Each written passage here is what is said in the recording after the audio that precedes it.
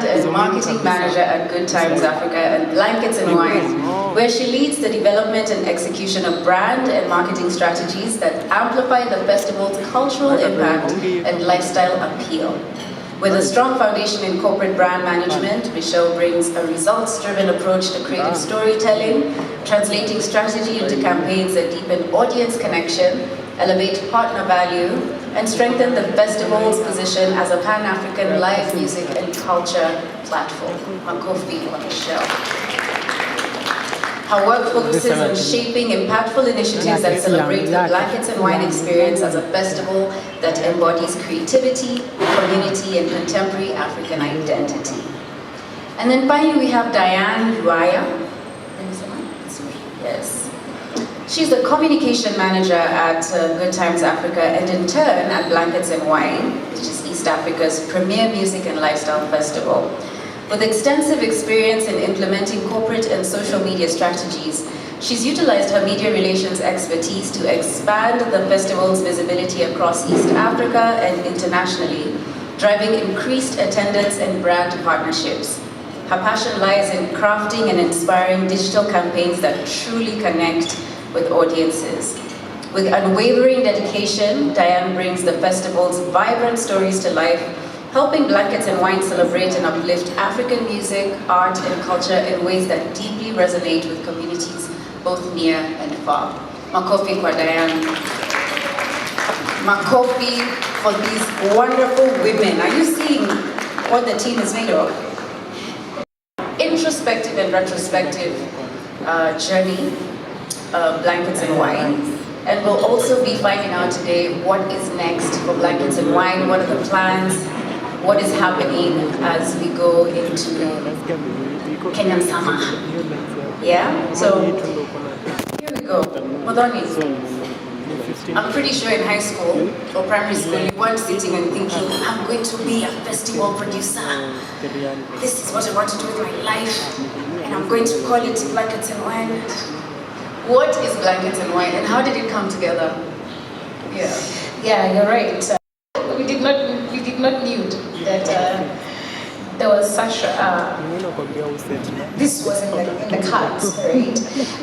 So my primary profession is music. I'm a musician. I sing, I rap, I play a set of traditional drums. And very early in my music career, I was othered by this space. And I kind of found a system that only had space for artists who sound a particular way, whose music was doing a particular thing.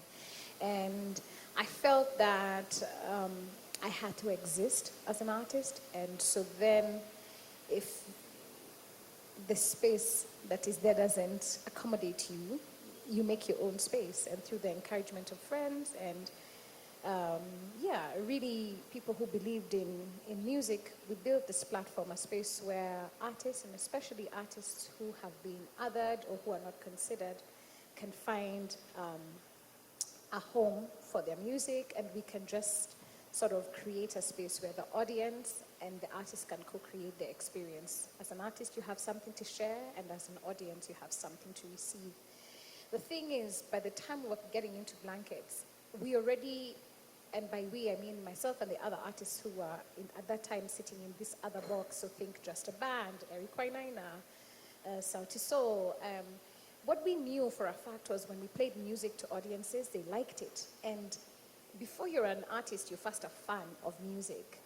And that idea of creating a space for a joyous communion around music, where fans can just like drop your guard and you can sing with somebody who you don't know and you have never interacted with, but you're having this connection around this lyric that means so much to each of you. I thought it was something really sacred and worthwhile to dedicate my life to. And when the thing started, it really became clear to me that this is a service.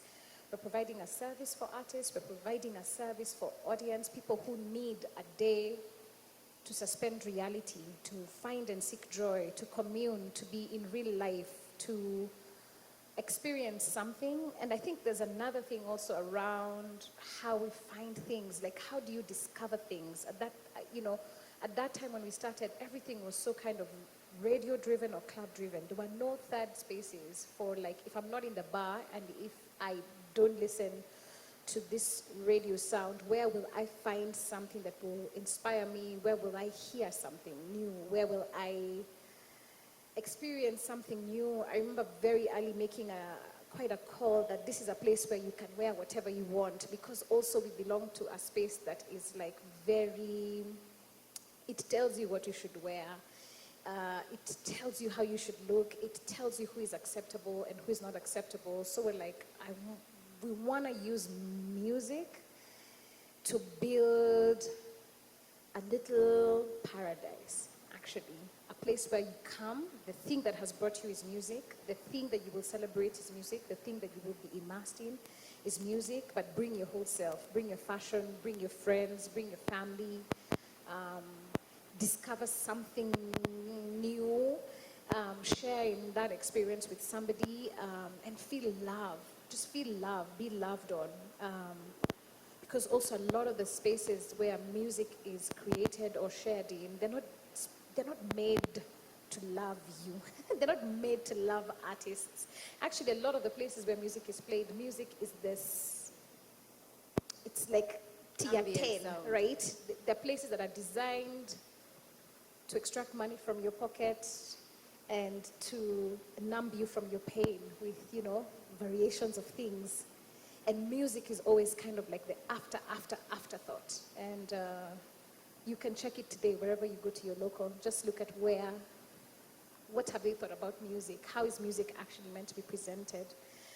So we wanted to make a space where you can actually feel love, and so Blankets in Mind for us is all these things. It's now actually about vocation. All the time we're like, what's happening? Why are we still here? There's such a vocation to this work. There's such an intentional practice of love for the artist and for the city and for ourselves. Because also, I don't know, there's not a lot of things that allow us to dignify ourselves. We were not taught to love ourselves. We were not taught to love your music. You were not taught to love your local language. You were not taught to take great pride in who you are. You were not taught to try and to be audacious in your attempt to try. In Kenya, we are taught to succeed. Only succeed. And you should be ashamed if you try and then it doesn't work. And that's not true. An artist's life is trying. You try 1,000 times before you get, one chord on the guitar right. And then you try 1,000 more times before that thing enters your brain. And so the art practice itself is a space of trying and a space of experimenting and a space of growing. And the art practice and the spiritual practice and the music practice are kind of all wrapped up into what Blankets and Wine is for me. I mean, it's very evident. You live, breathe. MDQ, Blankets and Wine, it's the same thing, right? A lot of people have that conception. No, it's not the same thing. It's really not the same thing. It's an extension of, but I put the same amount of care into that as I put into making, a piece of art. To me, it's the same creative energy, and it's for the same things. I'm interrogating the same things. How far can you go? What can you try? What can you experiment? How can this be better? How can you get clearer? It's the same thing, but it's not the same person. And certainly there's other people who have other opinions about what Blankets is for them. That's true. And I'll let everybody actually describe for themselves, because where I was going with the people say Blankets and Modoni is the same thing. For me, it feels like it's something that you birthed, and it's a child who's grown, and you've allowed that child to just try all these things. Oh, Mom, I want to do this. You'll do it. And then the more things that grow, the more the child grows, you're just there also supporting and pouring into it. And it feels like the village that you have curated is also growing this child into such a powerful, powerful child and adult. Justine, you're very, very hands-on. You've been there for as long as Blankets and Wine can be remembered. Please tell us, to you, what is Blankets? What is Blankets and Wine? I think I'll speak on the operation of blankets and what it stands and how it stands in the economy of the creative economy, you know. When blankets runs, really, it's an ecosystem. It's an economic ecosystem for us, essentially. So from the artists that we book, the suppliers, the amount of money that runs when the festival runs, that there's jobs, there's food on the table for somebody. So when I think about it, I think about it as like a little ecosystem that runs on that one day with suppliers, vendors, small businesses. The vendors, artists have hired their bands, stylists, makeup artists. You know, it's really, that really for me that's what stands out in what we do, really. The support that what we struggle with every single day that we're trying to plan and we do really trickles down to so many people, and there's so much money that runs and supports, and really, that really speaks to what we push to do when we run it. An ecosystem, an economic ecosystem, that for that one day that blankets happens, there's lots of money that is flowing around, and it is ensuring that there's people who get to put food on their tables. Yeah, Thank you. It's true that culture is not just expression, or it really is a business. There is an industry, there's need to invest in it because there's actually money that can come out of it. Michelle? All right, so I think for me, I'd take a different approach in responding to that question. I'm not as old as much of the team is to the to the group, so I'll respond from an outside point of view. So before I joined the team, Blankets would just be known for being a gig, an event. People would even call it a concert.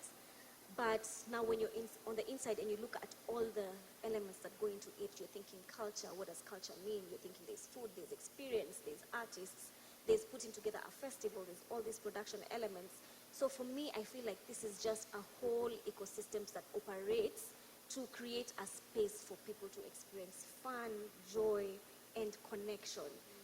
So for me, I'd say Blankets is basically just a platform that creates a space for everybody to just experience joy. And joy just basically means, that whole mix of the music, the connections with people, lots of people get to meet the loves of their lives at the festival, So it's just a space where people can come and connect and enjoy and have joy together. So for me, that would be my picture of what Blankets is. I love that. And it's so interesting you mentioned people come and meet the loves of their lives. I can tell you everybody I've dated just by virtue of the Blankets and Wine timeline. Tayana, I was with this guy, I remember this one at all of them, Mamba Village, Zote. And I'm sure there are people who met at Blankets and today they have a 15-year-old child. Yeah? Diane, what is Blankets and Wine to you? Right. So for me, Blankets is just, as the brand, very intentional and passionate about community. Because for us, getting to these 16 years, we couldn't have done it without the community that continuously supports us. And so being able to create a space, as Mudhoni had said, that's inclusive, like come as you are and meet, your tribe, meet your peeps. And also just the whole element of connecting offline. Because we're like in a digital era, like we're on socials and everything. But now here's this festival where you can come and intentionally meet people, interact with brands, discover new music, discover new products, and all of that. So for me, it's just the whole element of community, a space for people to come, enjoy, get that joy and happiness, and just commune. So I would say that's what Blankets is for me. And I think it's so important, actually, what you said about connecting offline, because, even with my family, we live like 10 minutes away from each other, but sometimes we'll go a month, 2 months, we're not seeing each other, but because we're talking on WhatsApp and sending memes on Twitter and Instagram, we feel like we're seeing each other. So there's people who I know, if I go to Blankets, I will see them, which is such a wonderful thing, I think, to reflect on. Yeah. I'm going to mix up the questions a little bit just because we have somebody who needs to leave in about 10 minutes. So this is a question for Sandra, who is with the British Council, but she's also someone who was there from day one. And if I remember correctly, I'm pretty sure you were hosting with Kule at Tayana, way back when. But this question is, to Sandra, the British Council has long been an ally in cultural exchange and a key player in the export of culture and creative economy development. So from your perspective, what role does the British Council see culture and creativity playing in shaping international collaboration today, particularly between Kenya and the UK? And I have to say, this is 2025 is the first year Blankets and Wine went to Bradford. I struggle with that word. I've been struggling. Bradford. Yeah, Blankets and Wine ilifika maju. Sandra, tell us. So this microphone doesn't want to be on so far. But hello, everybody. Hi. My name is Sandra Chege. I'm head of arts at the British Council, and I'm also the director of the UK-Kenya season, which is on now, and is part of the collaboration that Blankets and Wine had this year in Bradford as part of the UK City of Culture. So I think the value of collaboration is endless. And the reason that we do the work that we do to facilitate these kinds of collaborations is because we recognize different elements of what has been mentioned by everyone on stage. There's a part there that is about community and othering that happens. There are often assumptions that people from elsewhere are just different, better, worse. We come with our preloaded perceptions and stereotypes about the other, and once we get to experience each other through culture, a shift happens.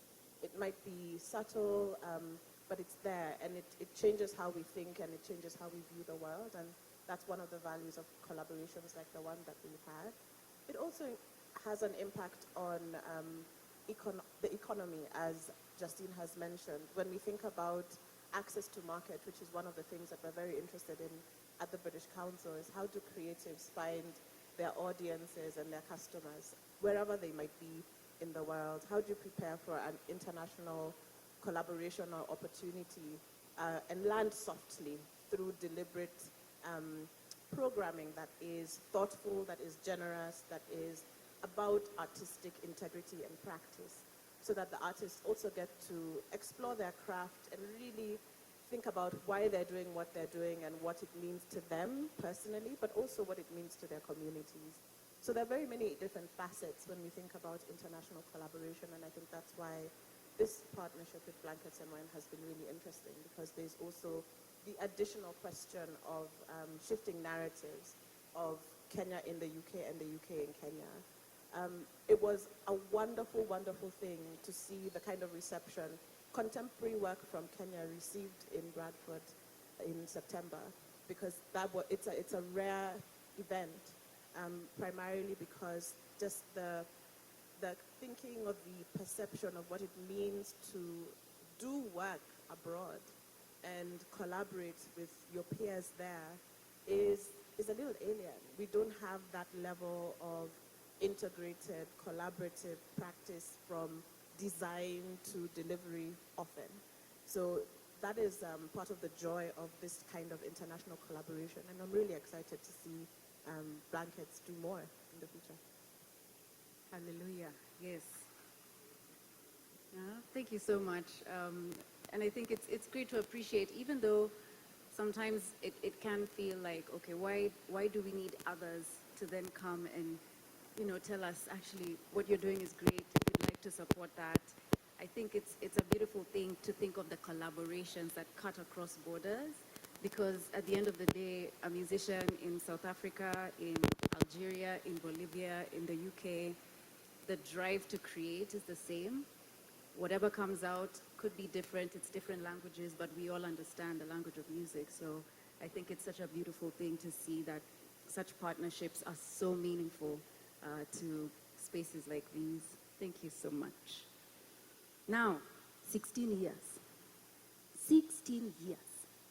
I come from the time of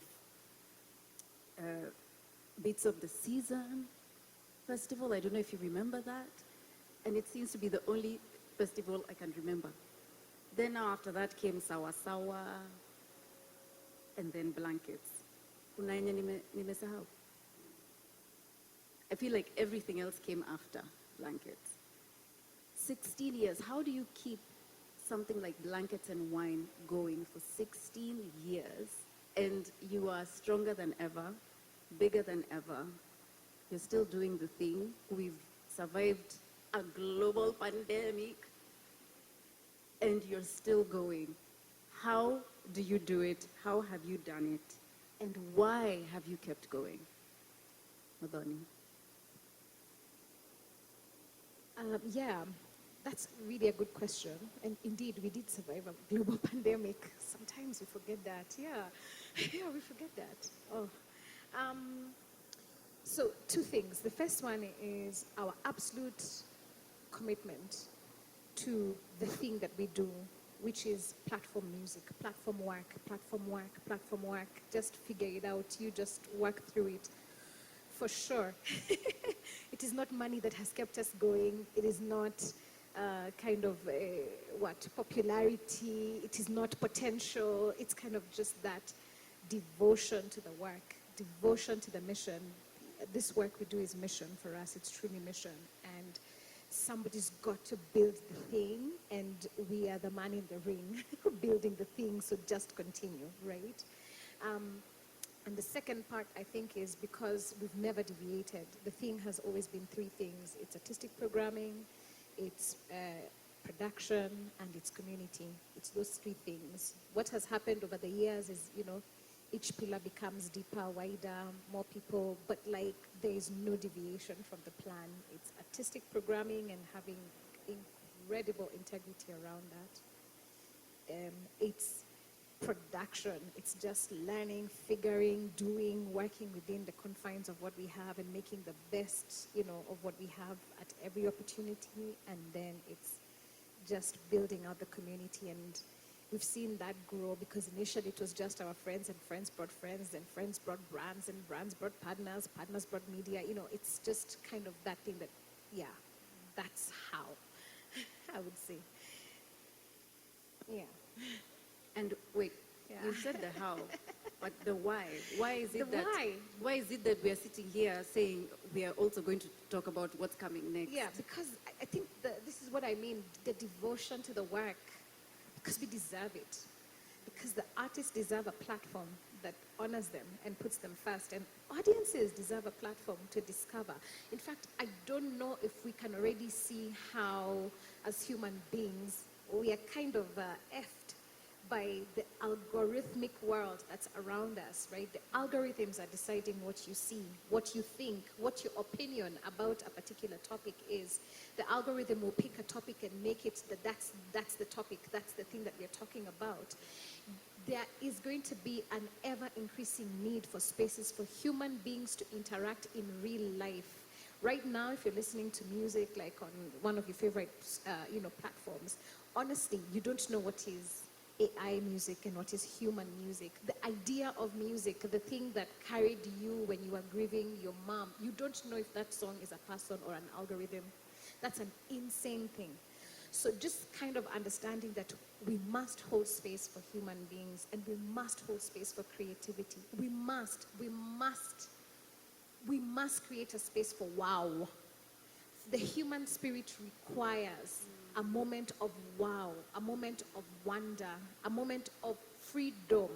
Like whatever is going on in your life at that day, on the day called Blankets and Wine, you are allowed to suspend reality and just be present to that thing and to feel the energy of 5,000 people jamming to a DJ song that you've never had, that you didn't know, but actually even you're in the vibes. Those things are spiritual. They are the essence of being a person. And music spaces are very much owned by corporations. And even some of your favorite artists are very much owned by corporations. And so somebody has got to make the space for music to be free, for imagination to be free, for human expression in its messiness, in its clumsiness, in its totality to be free. And Blankets and Wine is that space.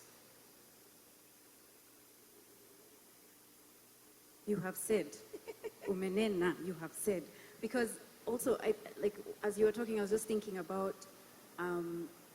once you enter, you go through ticketing and then you've entered. You know, every time I get there, I start skipping. Like, even the way I walk changes because it feels like I've come into a place where I can be human in a world that there's so much tech and so much internet. Like, we're just on our phones and our devices, and it's so easy to go a month, especially if you don't go to an office, to be in your house and feel like you're still experiencing the world, but really, we slowly start chipping away at the thing that makes us human, which is just feeling and connecting with each other. So I think that's such a beautiful thing, yeah. And I'm just going to say, you know, like, I think one of the media folks we talked with earlier today was like, oh, that's beautiful. And I'd just like to just pay a big shout out to Linda, our producer, who did that. I don't know how to explain to you. You need to see beautiful things. This is why you need beautiful things. Your spirit needs beautiful things. And the system that we live in is designed to crush your spirit so that you can be a better worker or you can be a whatever, right? That's why we spend so much time, like, putting my things, my flowers, my lighting, my thing that you can take photos at. Like, even you can't explain what this thing is, but it makes you feel good. And you need human beings to put that kind of love and care, and they're not pushing a brand. You know, there's no purpose of putting that flower thing except to make you feel, oh, wow, that's it. Because wow is inspiration, and inspiration is God. That's you tapping into your God energy. And you need it. You need it so that you can survive in this space. And that commitment to that mission, and just knowing that, like, a place that was literally built by human beings for human beings, yeah. That's wonderful. Yeah. And, you know, case in point, please make sure to take pictures with that, my flowers, the beautiful thing there, with the two lights there that will look like wings behind you. Please make sure to take pictures. There's merchandise for you to look at and purchase as well. So please. This food still there, do the rounds and feel something. Also, I don't know if you've seen a barcode, QR code for scanning. Have we had the QR code on screens today? If you see a QR code, scan it. Yes, because we will be taking questions after this. There will be a Q&A session, but it'll be easier for you to put in your questions there so that we can have them rolling in chop. Justine, 16 years. How does the festival actually work? And how has it worked for 16 years? From year one, where we actually brought our own blankets and our own wine to sit on the ground and just relax. And as you were saying, you know, wear whatever you want. There's a blankets, I think I came in pajamas because I was just coming to lounge. And that is the space that, you know, you feel comfortable and you just come and enjoy. Justine, how does it work and how has it worked all this time? So it's been an interesting journey because it's been a journey of learning, and you know, as much as you said, that feeling is the same feeling we want to express. So for us, we do it for ourselves and for you, for essentially, like, as you're building and you're making these nice things, it's also for us to express, right, what our own creativity, and also for you to be able to experience that joy when you see that, right, and to be able to, you know, give systems for the artist and for audience, that connection, right? It's very few times that you'll be able to connect with your artists, right? So really try to build a safe space for that to occur, right? So that you have the right things happening at the right time. So in the 16 years, it's been a lot of learning, and you know, and unfortunately we've been learning as we're doing, you know. So that's the actual grace we hope that the audience gives us, and they have given us. Right, so And as I said, it's like we're making the thing that makes us happy. So if it works out, if it looks great, we're happy. If it doesn't work out, we're not happy. It's not that we do everything to make it work, right? Because we want it to be great. We want it to, as Modani mentioned, it's the mission that we've taken over, and it's ours to make sure it's our legacy essentially. When everything ends, and I'm not here, this is something that I left, and it's really important for us that it works. Yeah. And I think it's important actually to just give a good comparison. How many people showed up for the first blankets and why? If I remember correctly, it must have been like what, 40? 100. 100 people at the first blankets at Tayana Gardens. And now we're talking tens of thousands. Tens of thousands. Shout out to DJ Delight David, who sits on the board of advisors of Blankets and Wine. Work on a board of advisors, guys. But yeah, it's been fascinating to see the growth and the iteration. And I think that the thing that has kind of struck me the most is how you're always taking feedback and going back to, okay, this worked, this didn't work, or let's try this out. I think you were the first event I went to that was cashless. Like you had to buy a wristband and then you put money on it. I think that was the first, and this was back in 2015, so that's 10 years ago. You've always been iterating. And I'm curious, what would you say has been some key turning points for you as you've continued to just bring Blankets and Wine to us? Justine and I have been on the brand the longest. I think we could take that and we'll try and be quite quick with that. I think the Tayana years and the Hillcrest years, those were really the foundational years, right? Where we were saying we're testing something really doesn't exist on the market. Yes, you're going to pay to watch artists that you don't know that are not on the radio, and music costs. Welcome. Bring your picnic, and yes, you're sitting on the floor. And teaching people that you show up, and these Kenyan artists who are showing up, they're really good. And be able to integrate those two things, where it does serve Kenyan artists and still it can serve international artists. For Kenyan audiences who want to watch international artists, the space can serve both audiences and both artists from different levels. And we found a home there from 2022, and it's been great. I think so far it's been challenging and it's been interesting. I think learning and new challenges that we hadn't experienced before, because as the festival grows, there are new demands on the production, on the artists, on the consumer. The consumer knows better what they want, so for us, and it remains still that we're still doing this for ourselves, because we also want that world-class experience. For me, I want to attend a festival that has this kind of world-class production, so we strive to hold that to be true for audience and for ourselves, so that's really ends up being I think that's where we are. Yeah.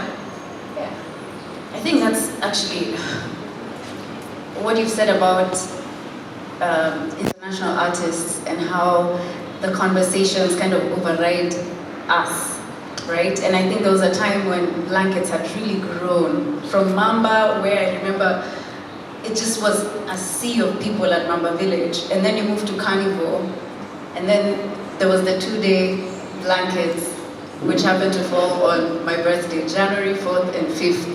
And I remember just seeing Carnival full for 2 days, and Mafikizolo, I think, were the headliners. But then at that time, if you ask, nobody was asking who are the Kenyans playing. It was always just, who's coming? And it's actually quite interesting, because I remember, still at Mamba Village, when Tandizwa came, and how she got intimidated by the crowd because she didn't know what Blankets and Wine was, and she was supposed to be the last artist to play, and she asked, hey, Starkey. So Makadem became the closing artist, which was fantastic, amazing. I remember Zahara coming, playing, and crying because of seeing how many people had shown up and being surprised about that. So it's interesting as you talk about bringing artists in, but now that you've started taking blankets out, not that it's new because you've been doing Kampala. We've done Kampala, we've done Kigali, and Bradford in the UK. Yeah. And now Bradford. I have to say it slowly. But this brings me to my next question. You know, tourism and culture have always danced together, right? Like, they go together. If you're traveling somewhere and you want to go see the culture of that place, you come back having learned something, brought something about that culture. And the Kenya Tourist Board's presence at the UK edition of Blankets and Wine was such a powerful statement about Kenya's evolving tourism story. And from your perspective, how do cultural platforms like Blankets and Wine contribute to Kenya's brand story locally and internationally? And I'm gonna direct this first to Mercy, who's with us here from the Kenya Tourism Board, and then I'll have you guys answer as well. Good morning, everyone. Good My morning. name is Mercy from Kenya Tourism Board. First, I would like to take this moment to congratulate Blankets and Wine for creating such a powerful cultural platform that showcases Kenya's talent, spirit, and also their creativity as well. So, from a tourism perspective, I would say Blankets and Wine are very key in telling the story for Kenya. So in this case, you position Kenya as a vibrant, experience-driven destination where travelers are able to come and connect with Kenyan's music, with the arts, and also the people as well. And from there, we extend tourism beyond the basic safaris and also the beach destinations. So you help to highlight Kenya's urban image. You're able to highlight Kenya's creativity identity, in which people are able to experience that as well. And you also strengthen domestic tourism by encouraging Kenyans to come and travel and experience the cultural experiences there as well. And also building on emotional connection internationally, which inspires people to come and experience Kenya's culture and merge with its beauty. So during the Bradford Festival, you guys did an amazing job, and on behalf of Kenya Tourism Board, thank you for being such great ambassadors for Kenya's tourism and also cultural history. Makofi, thank you so much, Mercy. Thank you. I think it's true. Aside from blankets going outside, yes, you went to Kigali, you went to Kampala. I'd love to see Blankets and Wine in Jersey. You know, you've gone to the UK. I'd love to see Blankets and Wine in LA. Yeah, I'm so excited. But what I heard about the previous blankets is that we had people traveling in from our neighboring countries to come and experience Thames. And yes, as much as the media and, you know, a lot of the people were excited about Thames, there were also people excited about Billy Black, about Flyer, you know, like, so it's not just about taking blankets out into the world. Kenyans have made a mark on this globe. And I've always believed that Kenya is more than our beautiful safaris and our beautiful beaches. I'd love to see people coming to Kenya. Why do we have to be the ones to go for Afropunk in Johannesburg?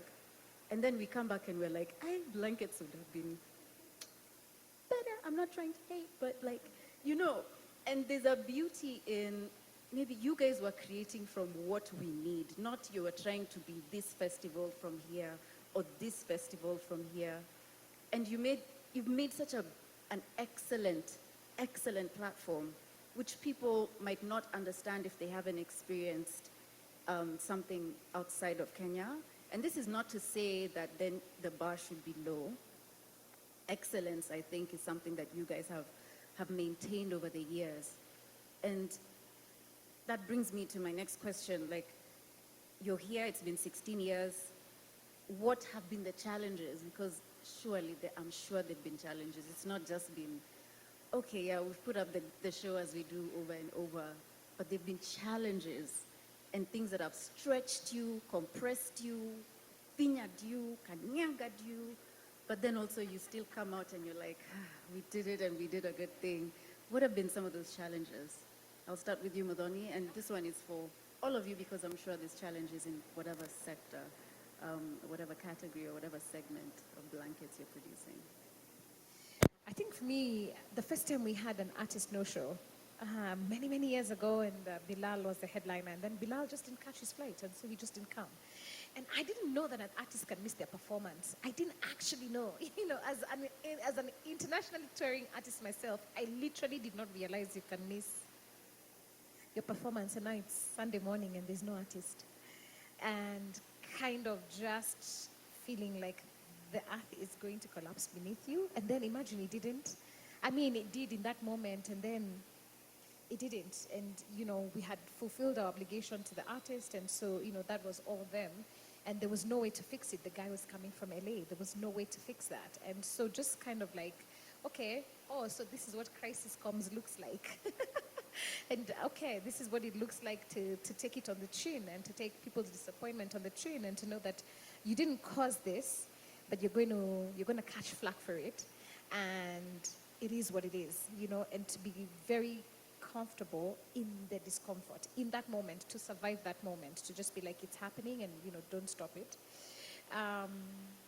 And then, okay, so now how do we lawyer up better? The lesson from that being, how do you build some bulletproof artist contracts so that several years later, when, I think his name was DJ Sbo, the guy for Facebook, Facebook, and then he didn't show up. And the South Africa High Commission was the sponsor. It was actually a celebration of 20 years of, the new South Africa. And then the guy didn't show up. Bro, his government really sued him, And we're like, oh, okay, so now you learn. And I think that for me, that's a thing that truly shook me. Yeah. Challenges. Challenges? What challenges have you faced? I think I live in challenges. I think in production, my world is challenges. But I can think of, there's weather challenges. I think there's a day we actually canceled blankets on the morning of because the venue was flooded. We woke up and it was full of water. We literally tried to squeegee water out of Tungekuja swimming. There are some of us who love blankets so much. Tungekuja swimming in our garden. I don't know. Squeegee grass. You know what I mean? To try and get out of flood. So it's like one of those ones. It's like, okay, it's calling that like this is not happening. Like there's no way this can happen, and understanding the repercussions of that and what that means, and being able to move from there. There's actually even a day, I think we remember years, I think one of the structure we had set up like as a stage, because of very strong wind, it literally flew off. And it's like, so we had some very interesting challenges that have really built I think one of the things that we do, we take feedback and we also learn from what we do every day. Like, every single thing that we try and we test that doesn't work, we are only trying to make it better for the next edition of the next edition. Like, there's literally things that we are trying to build for future editions and for this event industry. Like, let's say we have, the last edition we had like very long bar queues, right?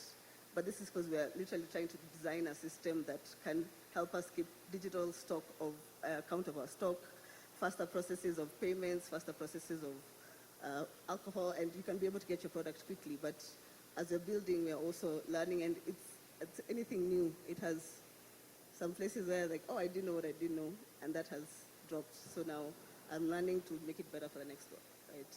So everything that we do, we really do to, the challenges make us better, I think that's what I can say. And we take them and, implement the learnings and, plan for the next.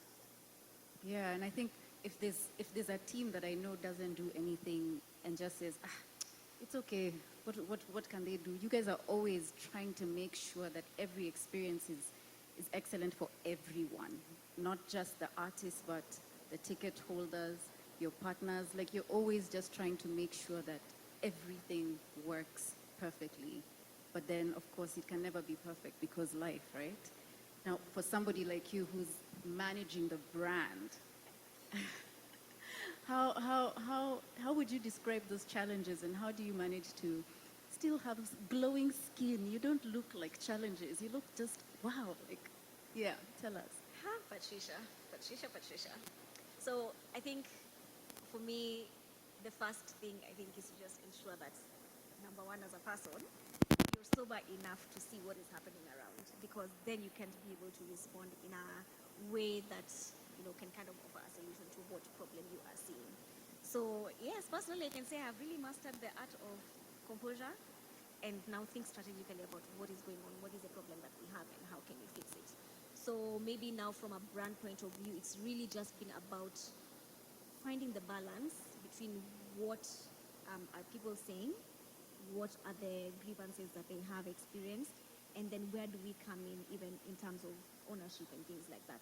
So for me, I can say the biggest challenge has been creating that balance.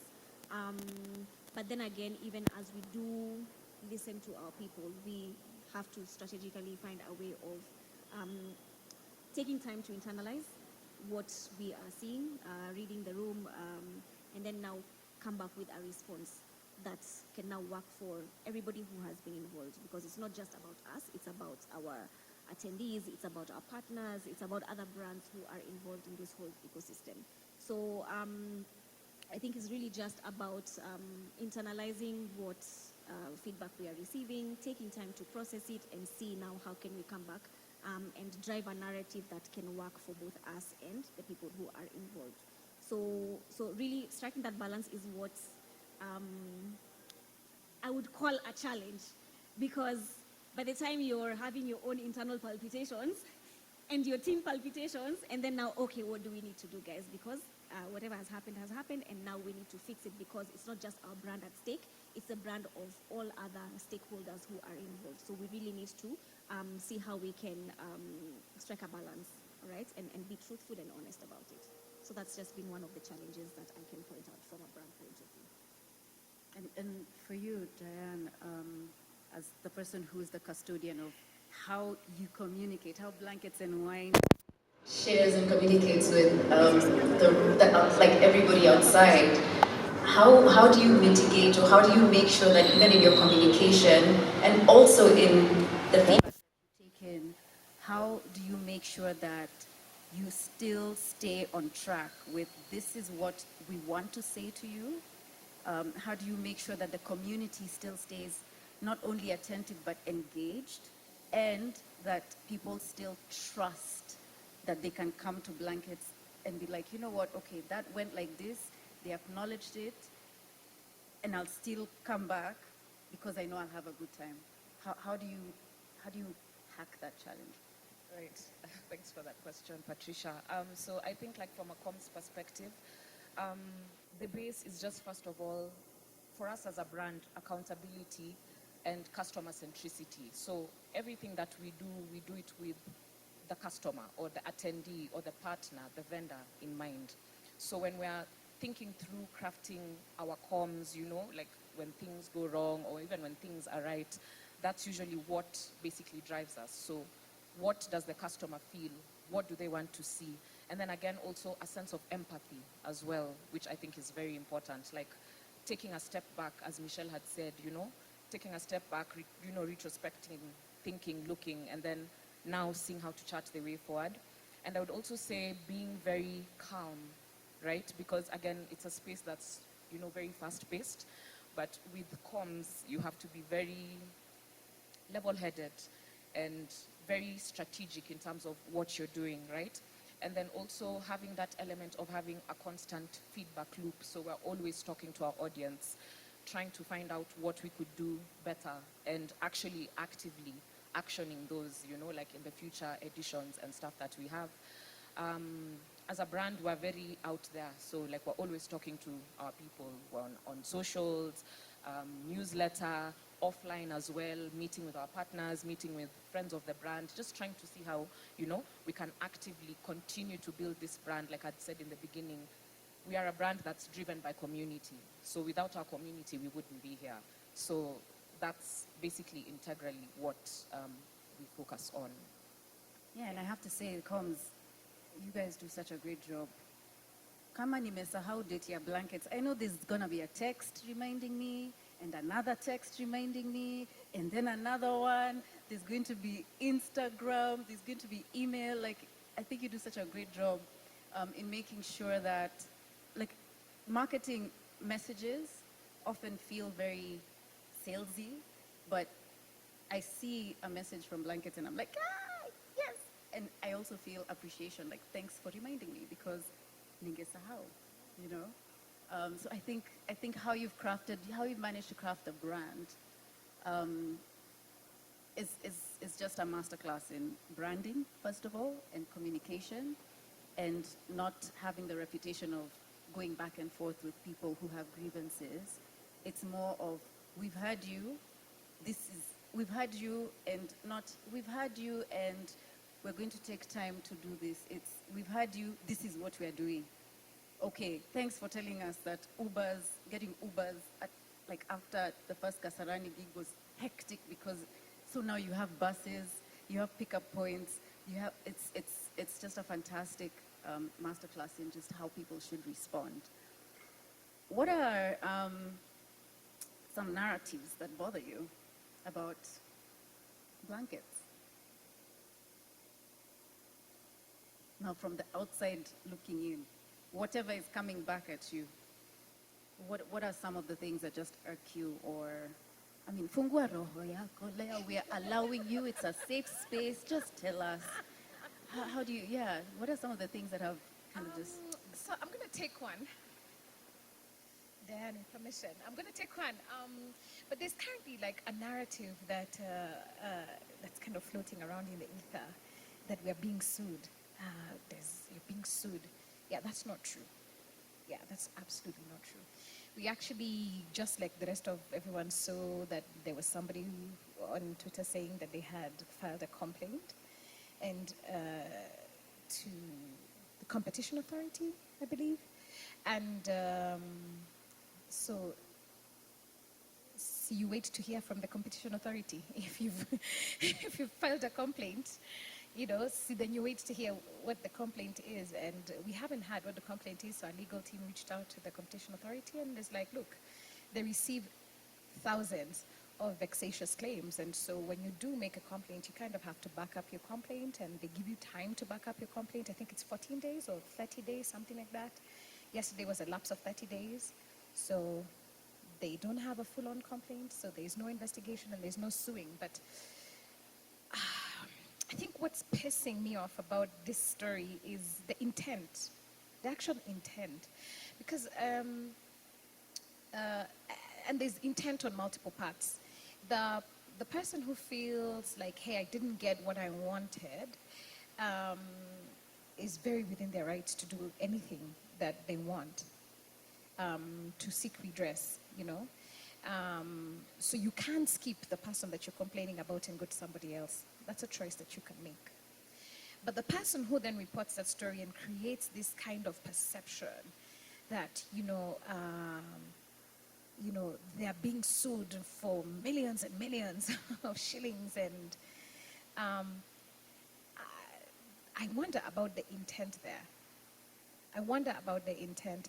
And it kind of makes me, because I have no interest in back and forthing, also. As a journalist, you can run the story that you want to run. But there's something I find quite strange about that. Our desire, our takedown culture. We want to take you down. We want you to suffer. We want to punish you. And I don't know if any of you read kind of the article, because I actually don't know the nature. We don't know the nature of the complaint. So if the article is to be believed, when you read through the nature of the complaint, like if you're pissed off that there's no network, as Kenyans, we know who owns network. So who would you be complaining about?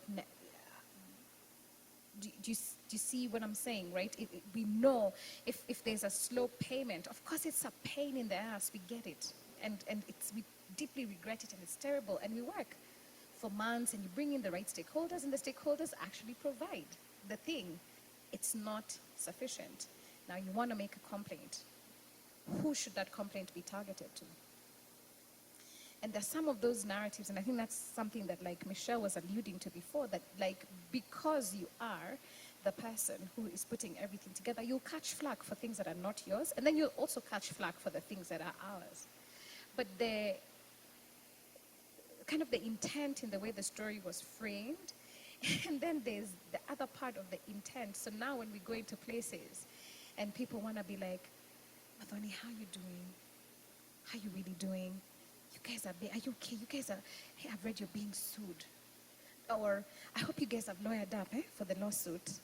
And I'm like, there's a gossipiness, there's a maliciousness, there's an ugliness that Kenyans have, and we see it.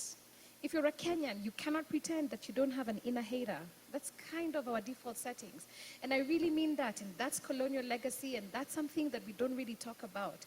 That's why you love Eliud Kipchoge when he's winning, and as soon as he's not winning, you're going to go and dunk on Eliud Kipchoge, right?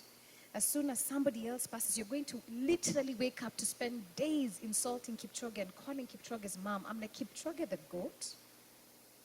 You know what I mean? There's an unkindness there, there's meanness, there's a high key. I don't know how to explain it, but you know it. If you're a Kenyan, don't pretend. You know it because you literally have to catch yourself being a hater, right? You go somewhere and you catch yourself and you're like, is this warranted? Yeah, maybe my emotion is warranted. Is the way I'm speaking about this thing warranted?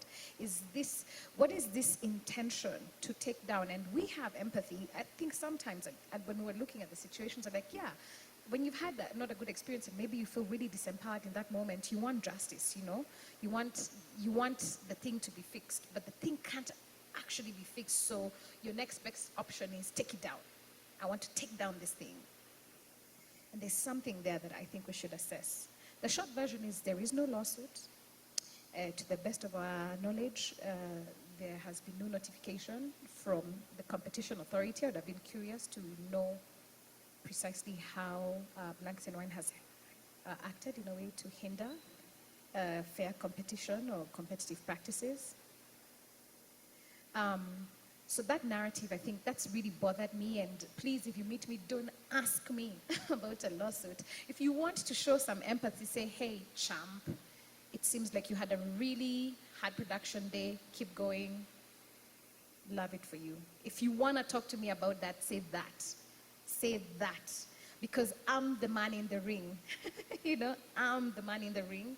We're the championship team going from game 6 to game 7. So if you want to say something, acknowledge us, you know. I think what I'm hearing from you, and I am so glad you've just followed your heart, because you know we want you to be okay. We love you. Please, we want to see you smiling. You're always smiling. We never want to see you like stressed and like. But I think what we need is a culture of curiosity, right? And care. And care, because if we look at your track record, you have a track record that speaks for itself. And you've also shown in previous years that if something doesn't go right, you fix it, or you figure out a way to make sure it doesn't happen again.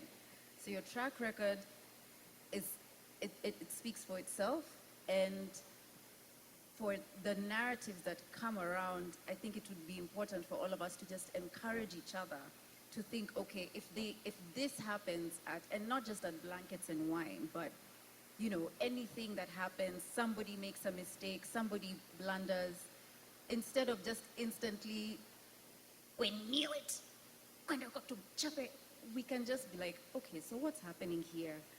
That wasn't cool. How can we help? Or what do you need to make it better? Or I don't know if I trust you because that didn't feel too good. I'll come back when I feel like, like it doesn't have to be an extreme of bringing people down, I think is what I'm hearing from you, right? Justine, I know you wanted to say something. You were just like, No, I think as the festival grows, the expectations are higher, right? And we want to be held accountable, but I think it's how you give us the feedback, right? If you don't give us feedback, structured feedback, we can't be able to do anything about it, right? If your experiences, and that's why we send a feedback form to ticket holders, we can't be arguing on social media about, oh, this went wrong, you know? It's easier to fix it if you tell us this has just happened, and we can be able to tell you, okay, we can put a plan to fix this and this. As Madan said, some things go wrong that out of our control, right? We have a lot of people that we work with, that we bring in, who have certain areas that they run, and at the end of the day, it will just be, oh, this happened at Blankets. So we take that, but and that's why we need the feedback to be structured. and I think accountability is something that you guys take. Things will go wrong, but you also come and say, we heard you, this went like this, we heard you. For the brand, Michelle, how do you handle the challenges, and does that affect the overall Blankets and Wine brand? Do you feel like the narratives have changed anything? Do they make it harder for you to remember what the brand is, or is the brand strong enough as you see it to stand? Right, so I think there's two things in that. Yes, we are a brand. We are esteemed. Like, people know Blankets will be there for this period of time, and there's a standard that has been set about the brand. There's an expectation, right? So when something goes wrong, yes, people are bound to give their comments and their sentiments around it.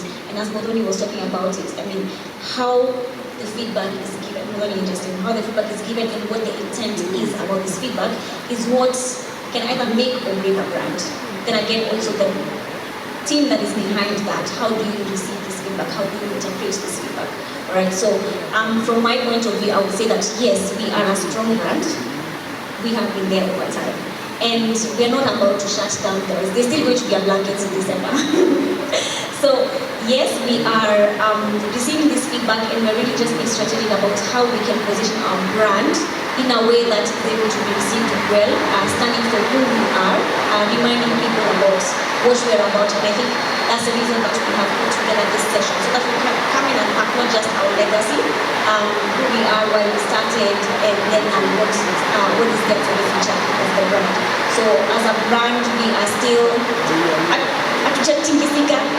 tumeguzwa, but